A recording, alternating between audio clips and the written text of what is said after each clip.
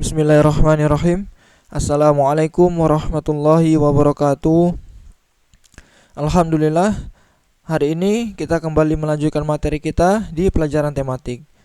Namun sebelum kita mulai materi kita hari ini, kita sama-sama berdoa semoga Allah memberikan kemudahan kepada kita semua untuk menerima materi hari ini.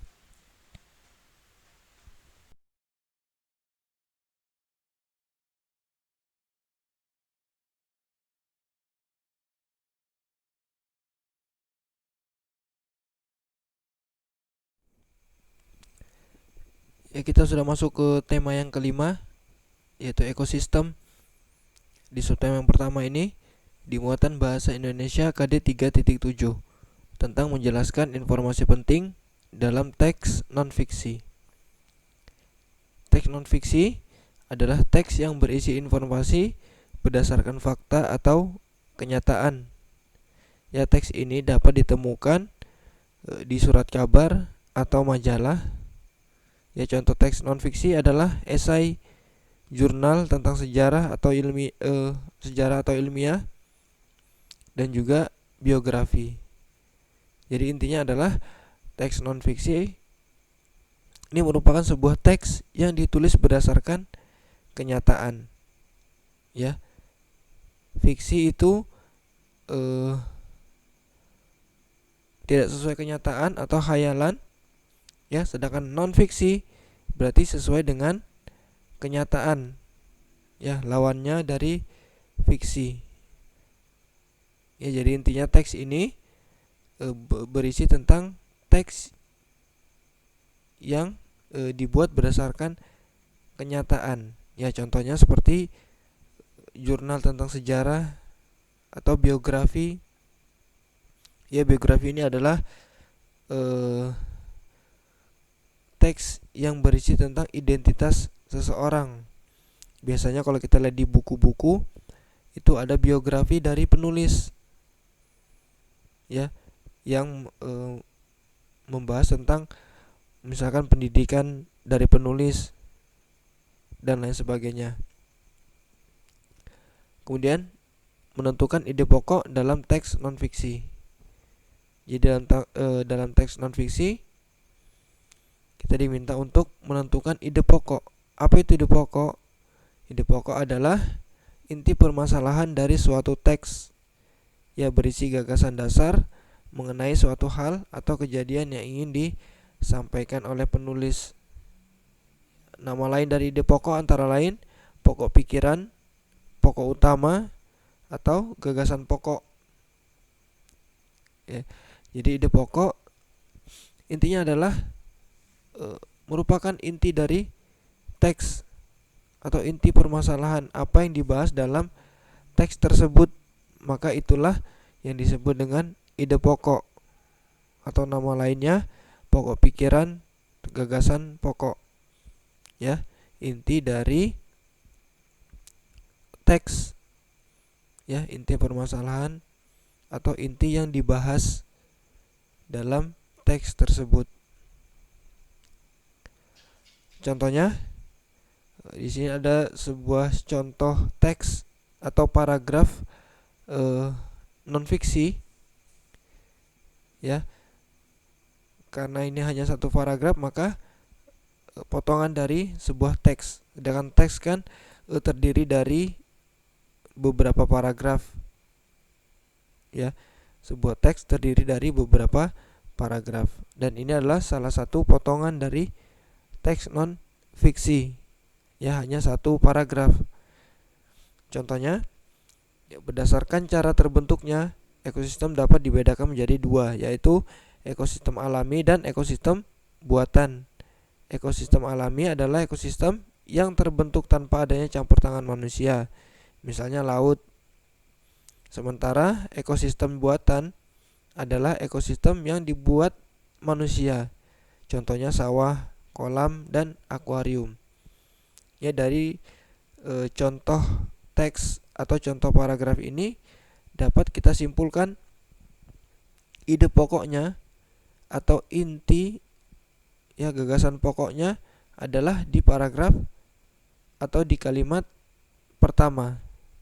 Ya, kalimat pertama yaitu ekosistem dapat dibedakan menjadi dua, yaitu ekosistem alami dan ekosistem buatan. Kemudian di kalimat selanjutnya itu menjelaskan kalimat yang pertama. Jadi intinya kita kemarin sudah belajar tentang kalimat utama dan kalimat penjelas. Nah, kalimat utama dengan kalimat penjelas. Nah, kalimat utama ini yang menjadi ide pokok.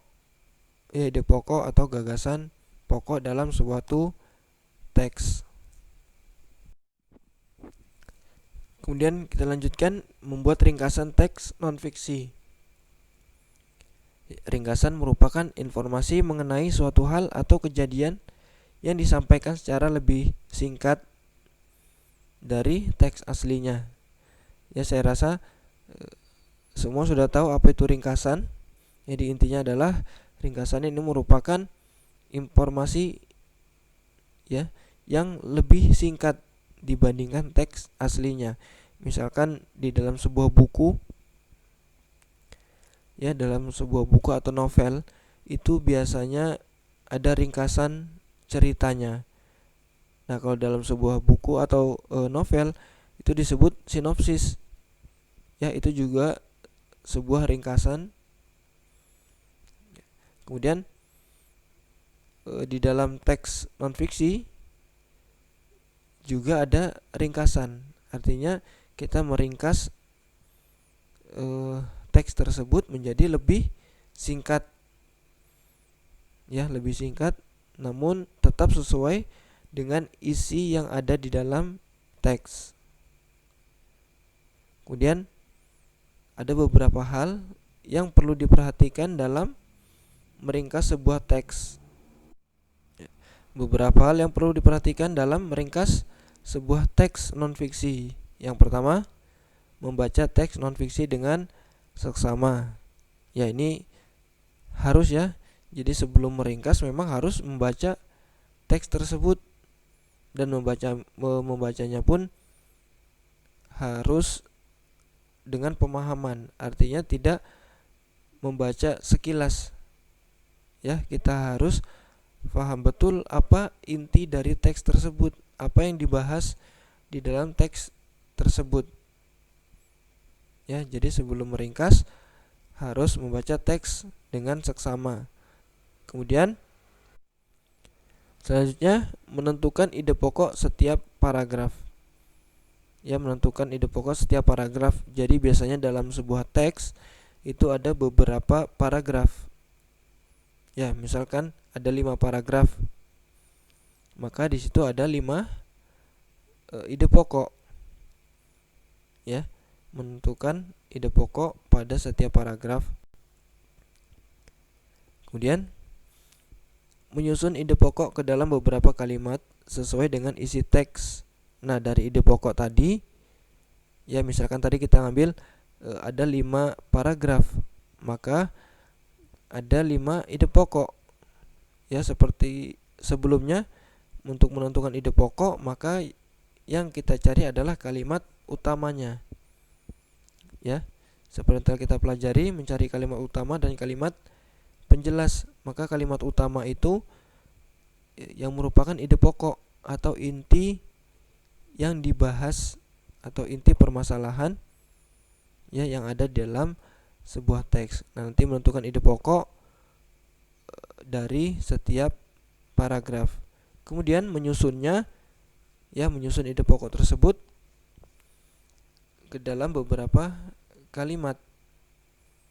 Ya, jadi dari ide pokok tersebut disusun menjadi kalimat yang menggunakan bahasa kita sendiri. Ya, kita tuliskan. Ya, jadi tidak ada di dalam teks tersebut, melainkan kita menulisnya menggunakan bahasa kita sendiri. Namun harus sesuai dengan isi teks. Artinya yang kita tulis juga tetap sesuai dengan teks aslinya. Ya, hanya lebih ringkas saja. Kemudian hal yang terakhir, memperhatikan pilihan diksi dan ejaan sesuai EYD. Ya, jadi setelah kita membaca, kemudian kita menentukan ide pokok setiap paragraf, kemudian menyusun ide pokok tersebut. Terakhir, memperhatikan pilihan kata ya yang sesuai dengan EYD atau ejaan yang disempurnakan ya yang ada di dalam kamus besar bahasa Indonesia. Artinya penggunaan bahasanya. Jadi dalam teks non-fiksi itu menggunakan bahasa yang formal ya, atau bahasa yang baku. Ya, misalkan penulisan tahu ya, tahu itu kan penulisannya tahu ya, penulisannya tahu, bukan TAU seperti itu. Jadi dalam teks non-fiksi menggunakan bahasa yang formal ya, atau bahasa baku ya.